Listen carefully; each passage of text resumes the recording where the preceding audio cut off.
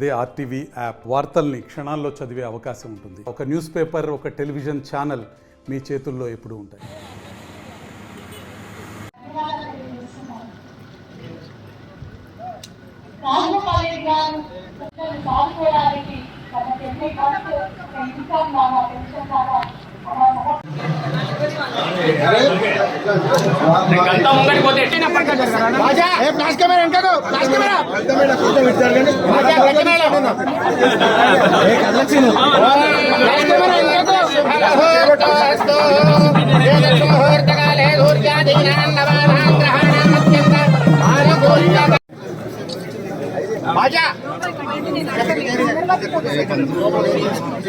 Flash camera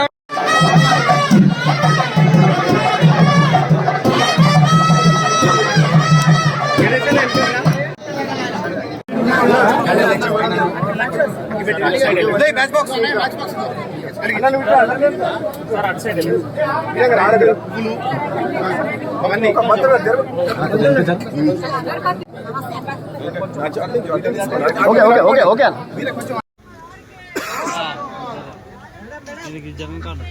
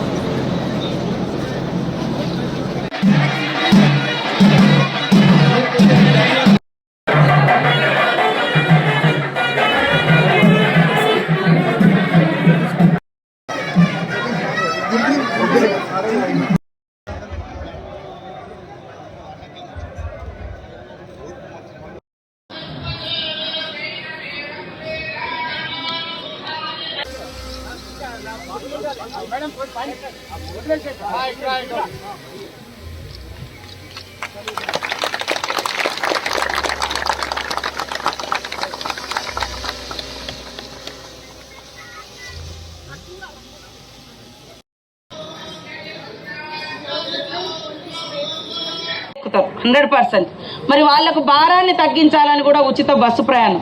ఇవాళ ఇళ్లలో current కానీ గ్యాస్ కానీ ఇవన్నీ కూడా సోనియమ్మ గారి నాయకత్వంలో మరి గ్యారంటీ 6 గ్యారంటీ స్కీమ్లు ఏవైతే పెట్టడం జరిగిందో దాంట్లో మొదటి గ్యారంటీ మహిళల మీద శాసనసభ్యులు పాలకుర్తి మరియు రామచంద్ర నాయక్ గారు శాసనసభ్యులు గోర్నకల్ గారిని వేదికపైకి రావాల్సిందిగా విజ్ఞప్తి చేస్తారు. చనిపోయిన తర్వాత 2-3 రోజుల తర్వాత పోయి డోర్ తీస్తే స్మెల్ వచ్చే పరిస్థితి కూడా ఉన్నది. కొన్ని ఇట్లాంటి ఘటనలు మనం చూస్తున్నాం. ఇలాంటి వారందరినీ కూడా ఒక ఆశ్రమాన్ని కనుక ఏర్పాటు చేస్తే వారి చివరి దశలో ఖచ్చితంగా ఆనందాన్ని ఓ 4గురితో కలిసి ఉంటే ఇవాళ 10 ఏళ్ళు బతికే వాళ్ళు ఇంకొక 5 ఏళ్ళు వాళ్ళ లైఫ్ కూడా ఎక్స్టెండ్ అవుతుంది, పెరుగుతుంది. ఎందుకంటే ఆ సంతోషం అనేది జీవితాన్ని మరి మన యొక్క స్థైర్యాన్ని పెరుగుతుంది, ధైర్యాన్ని పెంచుతుంది, ఆరోగ్యాన్ని కూడా పెంచుతుంది.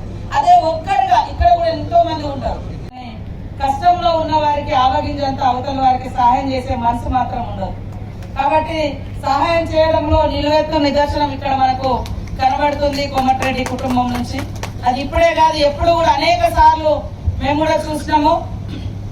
రాజకీయాలనే కాకుండా ఓడినా గెలిచినా ప్రజల మధ్య ఉంటూ ప్రజలకు ఏ కష్టం వచ్చినా మేము ఉన్నామని ఆ కుటుంబంలో పెద్ద కొడుకుల్లాగా పెద్ద కూతుళ్ళలాగా సహాయం చేయడం అనేది మాకందరికీ కూడా స్ఫూర్తిదాయకం. లక్ష్మి గారి గురించి చెప్పాలంటే మా ములుగు ఆడబిడ్డ, అన్న మా ములుగు అల్లుడు. కాబట్టి తప్పకుండా మరి మాకు కూడా గర్వంగా ఉంటుంది. మరి ఇక్కడ నుంచి మరి ఈ స్థాయిలో మా సమ్మక్క సారలమ్మ దీవెనలు, రుద్రమాదేవి సొసైటీతో మరి ఇక్కడ ఈ జిల్లా అంటేనే, వరంగల్ జిల్లా అంటేనే రుద్రమాదేవి గుర్తుకొస్తారు. అట్లా ఎంతో మంది రుద్రమాలు ఈ రోజు ఇక్కడ ఉండి మరి యొక్క పెద్దల ఆశ్రమం, వృద్ధాశ్రమం అంటే అయ్యో మేము ఇదా అనే ఫీలింగ్ కాకుండా పెద్దల ఆశ్రమమే అంటే బాగుంటదేమో నా భావన. చాలా మంది మన పిల్లల్ని మనం చూసుకుంటాం కానీ మనల్ని కనిపించిన తల్లిదండ్రులను అశ్రద్ధ చేస్తాం.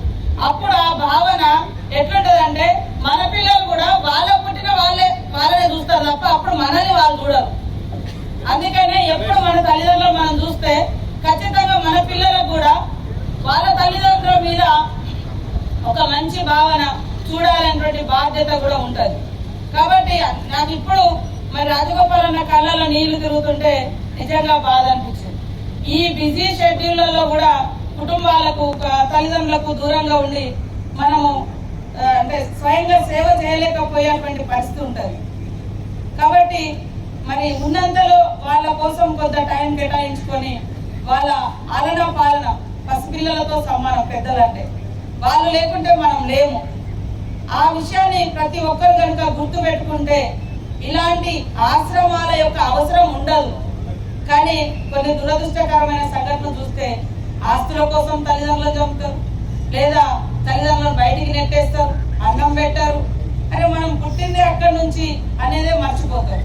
కాబట్టి సమాజంలో ఈ అంతరాలు పెరిగి పెద్దల యొక్క మరిన్ని వీడియోస్ కోసం ఛానల్ ని సబ్స్క్రైబ్ చేయండి, లేటెస్ట్ అప్డేట్స్ కోసం వాట్సాప్ ఛానల్ ని ఫాలో చేయండి అండ్ లింక్ డిస్క్రిప్షన్ లో ఉంది.